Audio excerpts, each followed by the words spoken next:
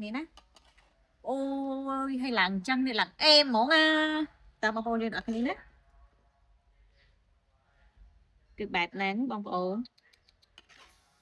អូយមហាជាតិបងប្អូនហើយមហាជាតិខ្លាំងមែនតើណាបងប្អូន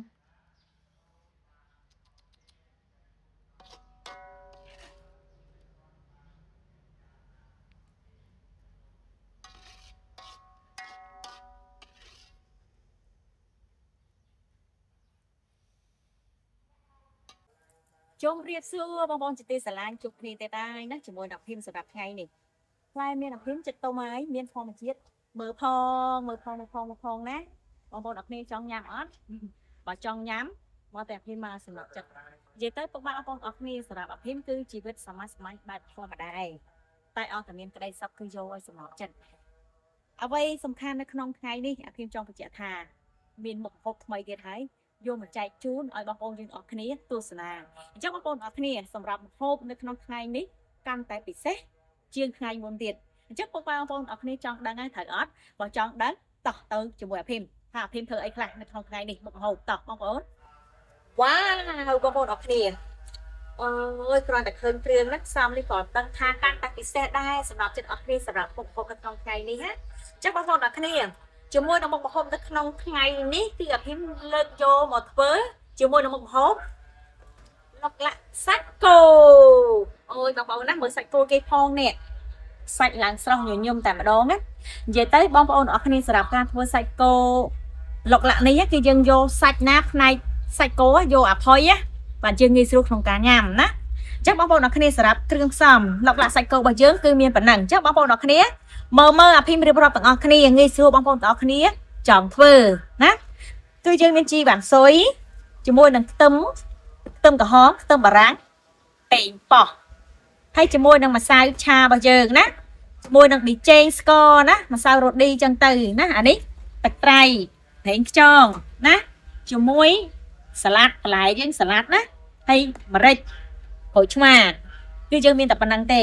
ហើយនឹងមានខ្ទះធំមួយទៀតខ្ទះធំនេះគឺយើងសម្រាប់ធ្វើណាហើយមើលបន្លែអាភីមផងណាសិតតែធម្មជាតិសុទ្ធណាចង់បានបន្លែអីញ៉ាំគឺមានគ្រប់មុខសម្រាប់ចិត្តបងប្អូនគ្នាញ៉ាំហើយមានសុខភាពល្អបញ្ញាវាងវៃចាំបងប្អូនអរគ្នាឥឡូវមកចាប់ផ្ដើមធ្វើទាំងអស់គ្នាជាមួយនឹងឡុកឡាក់សាច់គោណាជាមួយនឹងអាភីមតបគ្នាឥឡូវយើងមកហាន់បន្លែទាំងអស់គ្នាណានេះគឺយើងចិត្តប៉េងប៉ោះមុនសម្រាប់ចិត្តអស់គ្នាប៉េងប៉ោះបងប្អូនទាំងអស់គ្នាហាន់ជាចំណិតស្ដើងមើលអាភីមហាន់នេះកុំឲ្យខុសណាបងប្អូនគឺយើងធ្វើងាយទេជាមួយនឹងឡុកឡាក់សាច់គោនេះណា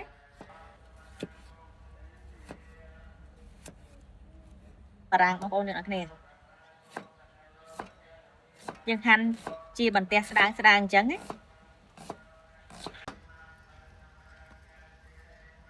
យើងទុកវាសិនចឹងយើងមកហាន់ខ្ទឹមក្រហមទាំងអស់គ្នាទៀត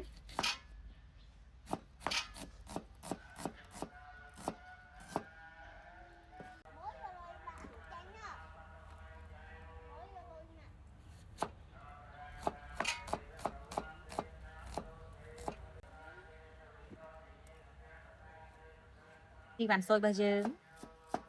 យើងហាន់ពីល្អិតអត់ទៅងាយស្រួលក្នុងពេលដែលយើងដាក់ពីលើសាច់បងប្អូនជីនេះមានរសជាតិឈ្ងុយ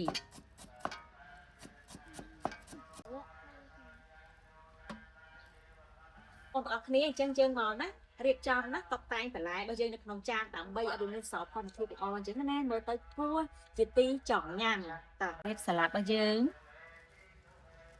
សាឡាត់ឡើងខ្ចីបងប្អូនអរគ្នាណាគឺយើងរៀបអញ្ចឹងទៅបងប្អូនយើងអរគ្នាណាបន្ទាប់មកយើងរៀបសាឡាត់ហើយយើងដាក់ប៉េងប៉ោះយើងណាបងប្អូនអរគ្នា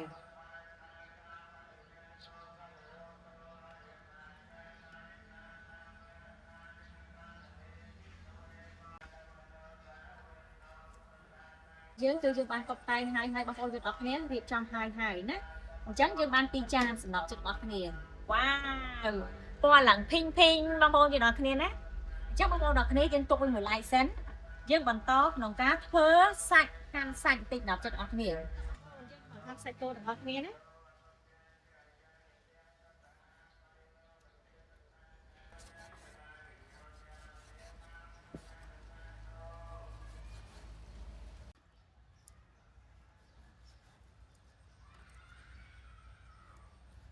អូនចឹងយើងហាន់សាច់គោយើងរួចរាល់ហើយណាឡើងមកចាដុកបងប្អូនហើយណាចឹងអាភីមចាប់ផ្ដើមធ្វើទឹកអំបិលម្រេចណាបងប្អូនយើងអរគ្នាអញ្ចឹងយើងមានជាមួយនឹងប៊ីចេងស្កររបស់យើងយើងមកចាប់ផ្ដើមណាលាយទឹកអំបិលម្រេចណាបងប្អូនយើងអរគ្នាទុកតបញ៉ាំជាមួយនឹងសាច់គោយើងអញ្ចឹងណាអញ្ចឹងយើងមានអំបិលស្ករប៊ីចេងបងប្អូនយើងអរគ្នាជាមួយនឹងក្រូចឆ្មាអញ្ចឹងយើងចាប់ផ្ដើមធ្វើទាំងអស់គ្នាយើងលាយគ្រឿងនេះអំបិលនេះប៊ីចេងបងប្អូនយើងអរគ្នាណាចេញដាក់ប៉ុណ្ណឹងមកជាមួយនឹងស្ករដាក់មកម្រេចរបស់យើងណា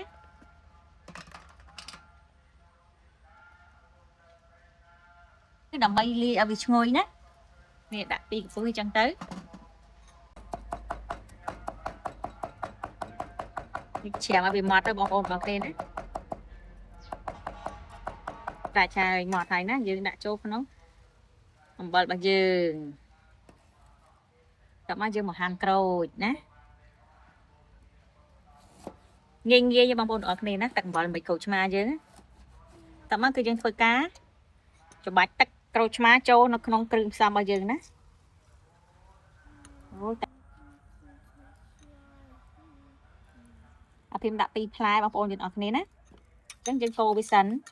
យវារលាយអំបិលស្ករប៊ីចេងយើងអញ្ចឹងណាឡើយទឹកអំបិលក្រូចឆ្មាយើងអំបិលមកយើងហើយណាបងប្អូនអរគ្នាឡើងឆ្ងាញ់អេមតោះយើងទុកមួយបន្លែយើងចាប់ផ្ដើមដងខ្ទឹម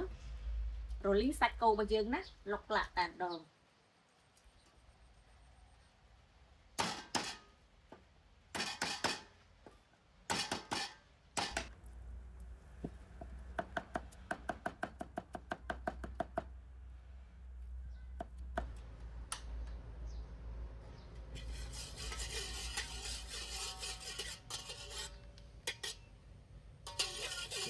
យើងផ្ទះក្តៅហើយយើងដាក់ប្រេងចូលយើងដាក់ខ្ទឹម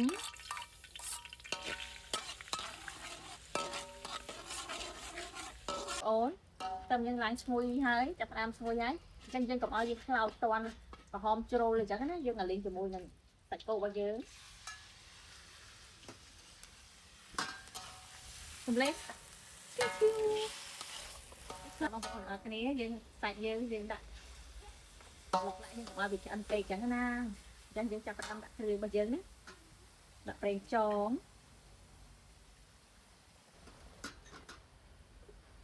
មកយើងដាក់ស្ករសយើងបន្តិចមក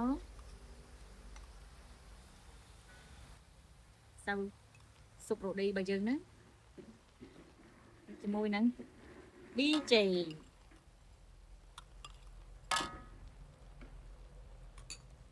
ហើយយើងបន្ថែមទឹកត្រីតិចមក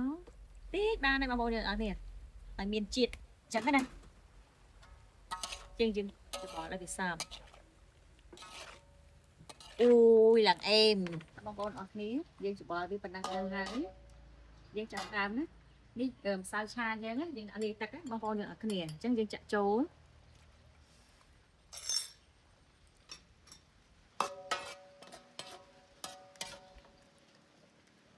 ជាចុងក្រោយគឺយើងដាក់ខ្ទឹមក្រហមយើងចូលណាបងប្អូនយើងអរគ្នាគ្នាណារួចរាល់ហើយឥឡូវយើងតាមបិទហ្គាសយើងចុកសាច់យើងដាក់លើបន្លែបងប្អូនយើងអរគ្នាណាអូយឲ្យឡើងអញ្ចឹងនេះឡើងអេមហ្មងណាតើបងប្អូនយើងអរគ្នាណាគឺបែបហ្នឹងបងប្អូនអូយមហាជាតិបងប្អូនហើយមហាជាតិខ្លាំងមែនទែនណាបងប្អូន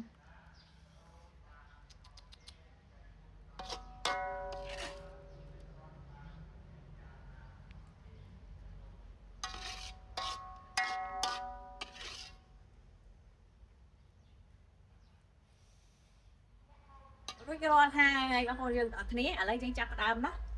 ដាក់ជីវ៉ាន់ស៊ុយពីលើក្រោយដើម្បីយកសោភ័ណភាពមើលទៅទំនងគួរឲ្យចង់ញ៉ាំអញ្ចឹងណាឆ្ងាញ់ណាបងប្អូនអើយណាយើងដាក់តែប៉ុណ្ណឹងមកជាការស្រេចបងប្អូនយើងអរគ្នាតើបងប្អូនយើងអរគ្នាអេមណាបងប្អូនហើយណាឥឡូវយើងចាប់ផ្ដើមញ៉ាំទាំងអស់គ្នាភ្លក់ទាំងអស់គ្នាជាមួយនឹងអាភីមជាមួយនឹងលុកឡាក់សាច់គោរបស់យើងណា ơi từ nổ ngập ông ồn á ní dương chỉ lụi chân máu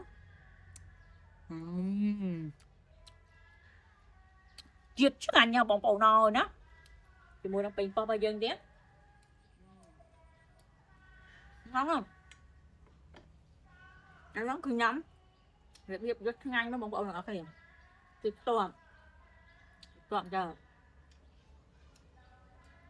bình bó đặt tôm dướng đặt sạch dưa mùi đón mó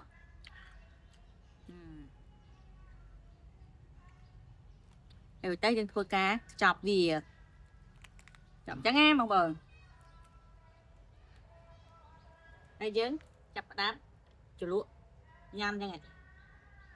hay mà miền tắc trẻ trẻ toàn là em dê vâng cá chụp chung một thẻ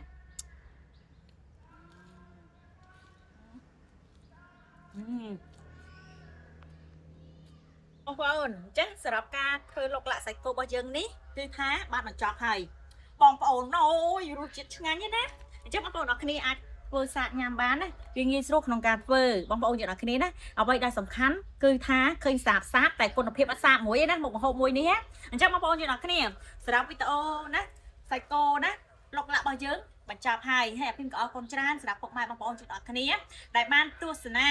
បានមើលណានិយាយឆាប់យល់បានមើលវីដេអូរបស់អភិមណាសម្រាប់ការធ្វើមុខម្ហូបតាំងពីដើមមកដល់សប្តាហ៍ថ្ងៃនេះអភិមអរគុណធំហើយបងប្អូនអញ្ចឹងអភិមក៏អរគុណច្រើនសម្រាប់ពុកម៉ែបងប្អូនយើងអរគ្នាណាហើយអភិមសូមពុកម៉ែបងប្អូនអរគ្នាជួយចុច Subscribe និង like share ឲ្យអភិមម្នាក់មួយផងដែរដើម្បីឲ្យអភិមមានកម្លាំងទឹកចិត្តក្នុងការធ្វើមុខម្ហូបចែករំលែកជូនទៅដល់បងប្អូនយើងទាំងអស់គ្នាហើយអ្វីដែលសំខាន់គឺអភិមអត់ភ្លេចទេណាសម្រាប់ការជូនពរជ័យទៅដល់ពុកម៉ែបងប្អូនយើងទាំងអស់គ្នាឲ្យមានសុខភាពល្អសំណាងល្អទាំងអស់គ្នា